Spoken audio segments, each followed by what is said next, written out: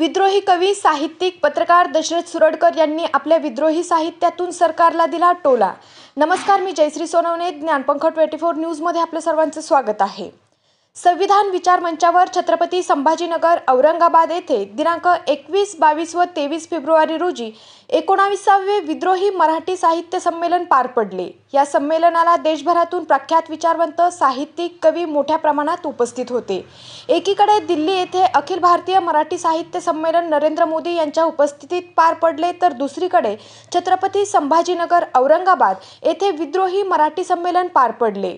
विद्रोही मराठी साहित्य संमेलनात लोकशाही, संविधान आणि देशातल्या तमाम बहुजन समाजाच्या उद्धाराचा, विचाराचा प्रखर आवाज घुमत होता, तर दुसरीकडे दिल्लीत झालेल्या अखिल भारतीय मराठी साहित्य संमेलनात याच विचाराच्या प्रवाहाविरोधात आवाज घुमत होता।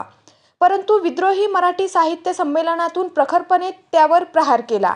आज रोजी बहुजन समाजाने जागा होण्याची गरज आहे, कारण आजची सरकार ही तुमचा गळा घोटण्याचं काम आणि पुन्हा या देशामध्ये मनुस्मृतीचा विचार रुजवण्याचे काम करत असल्याचे भयावह विदारक चित्र आज रोजी देशात पाहायला मिळत आहे। म्हणून या विद्रोही मराठी साहित्य संमेलनाच्या माध्यमातून बहुजन समाजाला जागे करण्याचे काम हाती घेतलेले आहे।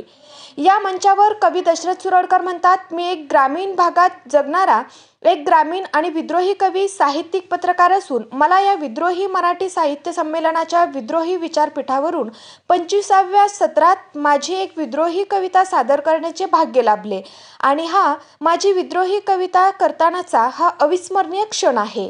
यावेळी विचारपीठावर महाराष्ट्राच्या ख्यातनाम साहित्यिका, कवयित्री, प्राध्यापिका प्रतिभा अहिरेताई, महाराष्ट्राचे ख्यातनाम सुप्रसिद्ध विद्रोही कवी, गायक, साहित्यिक मोरे सर, दुसरे महाराष्ट्राचे ख्यातनाम सुप्रसिद्ध प्रेमाचा